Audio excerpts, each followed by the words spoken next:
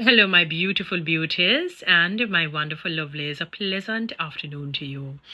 So, my beautiful people, I listen to a lot of these solid and sound motivational speakers.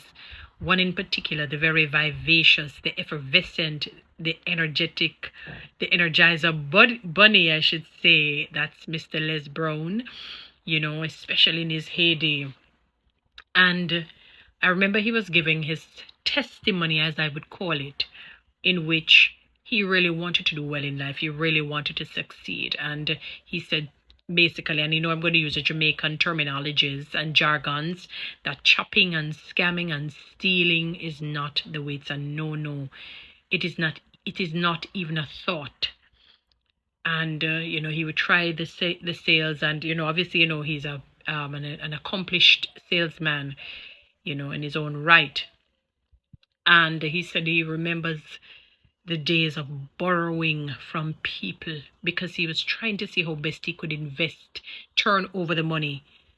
And it didn't work out. Murphy's Law paid him visits many times and he lost it. And when he told him a particular time that he would pay them back, he really could not because he did not have the money.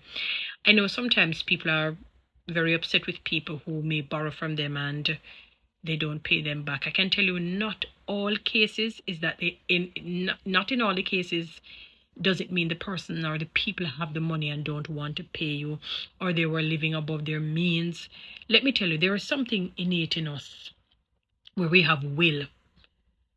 And if we explore that will, it will make us become high risk people to take high risk. And by the way, all multimillionaires that you see, the popular ones, the great ones that have maintained it, they will tell you that they're high risk takers. It just comes in different forms. I'm not talking about where wealth has passed down from generation to generation. And even then, even for them to keep it and to maintain that, well, they have to take some risk, make some choices that are unorthodox to the masses, that the masses can't comprehend. The masses may think it is foolish and unwise and is financial, suicide. And he said he remembered borrowing. We're talking about the great, the notable, the esteemed Les Brown, who is a multi-millionaire today. He wasn't always that way. That was never the case all the time. He borrowed and could not pay back genuinely. And I want people who are the ones who lend the money to understand that sometimes when you see people don't pay back, it is not because they have it and don't want to, or they knew that they wouldn't have it and chose to borrow and put you out, and or whatever it is that you may be thinking. Not necessarily. Some people, they're very ambitious and they probably don't know the all the right tools to use in order to become financially sound. And so they take risks. And I want to tell you, in a lot of instances, taking the risks have actually aided in them becoming great and sometimes even supersede you. The man who owns, or the man or the woman who owns UPS, I have not done the research really yet.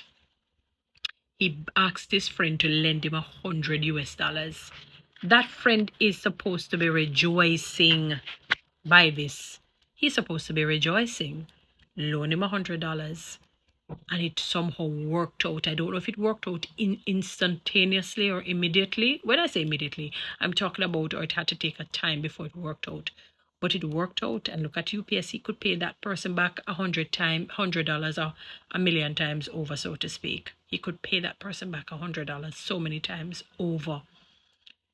I'm saying that to say to you, don't get weary in doing good. Also, have compassion and understanding. If you lend somebody and they say, just give me some time, I'm just trying to see how best I can get out of the rut, or to build my career, or to become a multi-millionaire, billionaire, whatever it is, I promise you it may take time. I know I told you X time and it ended up to be Z time. It ended up that I have to start over back the alphabet and reach T. But I promise you I'm going to give you back. And I'm not just only going to give you back, do whatever it is, I'm going to give you back with interest. But I just need time. I just need time and patience. It's going to be a crock pot situation. It's not going to be a microwave situation. Because one of the things, even if that individual goes to God and says, God, please make things work out, One thing with God, nobody can tell what God to do. Oh, who is God? Is it us or He? Apart from Him teaching us patience and endurance and trust and all of the wonderful fruits of the Spirit, He's also indicating to you that you cannot tell Him what to do. He tells you what to do. You choose to listen or you choose not to listen. But you cannot tell God what to do, beautiful people. No, no, no, no, no, no, no. It doesn't work like that. And you know that we serve a crock pot God. The only time you will see a microwave effect of Him. If you say, Lord, teach me patience, the fruits of the Spirit, teach me how to build it. Oh, Lord of mercy. That, anything faster than a microwave? If there's something that's faster than a microwave, that is when you will see that about Him. Those prayers, oh yes, He will answer them very, very quickly. Very quickly, because what? You're seeking to be better so that He can bless you. Remember, above all things, He wants you to prosper. What is prosper? What is the meaning of prosperity? One, for you to be financially sound and physically sound. And for you to be mentally, psychologically sound. That is when we're touching the soul man now. So God wants a complete man to be sound. But before you get there, we have to start to plant some seeds and water them. And it takes time for the seeds to grow. You have to consistently daily water them, nurture them, guide them, pray over them. Yes, beautiful people. So we serve a crock pot God generally. But the microwave one is the one that if you say, Lord, teach me patience, teach me how to love. Before you probably even utter the prayer. The microwave, when you heat up the food already and it's ready and you hear the sound. Yes, my beautiful people. So I want people to be patient with people. There are many gurus today who will tell you that, they borrowed, they couldn't pay back at the time that they would have wanted to, but they never gave up. They never gave up. They had to watch their reputation go to smithereen. They had to watch people being disappointed in them, not liking them. I wouldn't say hatred really, but, very upset with them and all of that.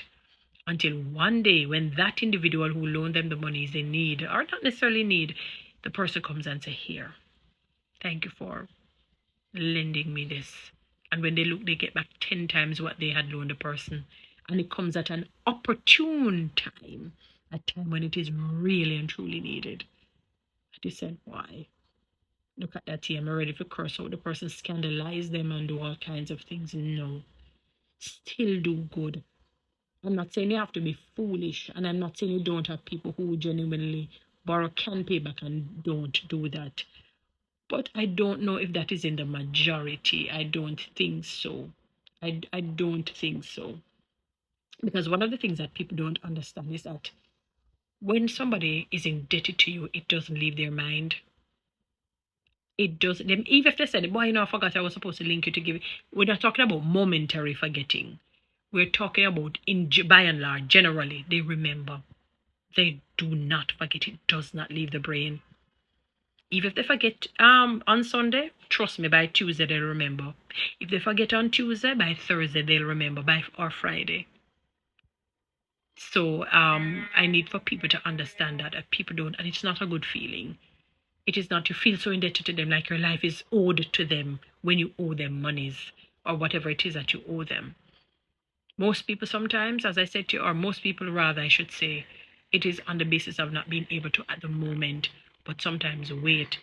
Because if you wait, they that wait upon the Lord shall renew their strength. They shall mount up with wings as eagles. They shall run and not be weary. They shall walk and not faint. We can use Galatians 6:9, which says, do not get weary, or really do not give up in doing good, because in due time you will reap a reward. So be patient with the people who owe. Be patient with them. I know that sometimes in a lot of cases you need it or you feel it there, because I'm telling you, and it's not every case, but most, they just need the time. They just need the time, and they will give you back. And usually if you show that compassion and understanding, they give you back with interest. Interest that you probably never even thought they would have done. And it will come at a time that you really, really, really needed it. It's hard, but we can do it. Let's just do good as much as we can. All right, beautiful, and don't humiliate and embarrass them. Stay away from that. Follow me on TikTok, subscribe to my YouTube channel, and share this message.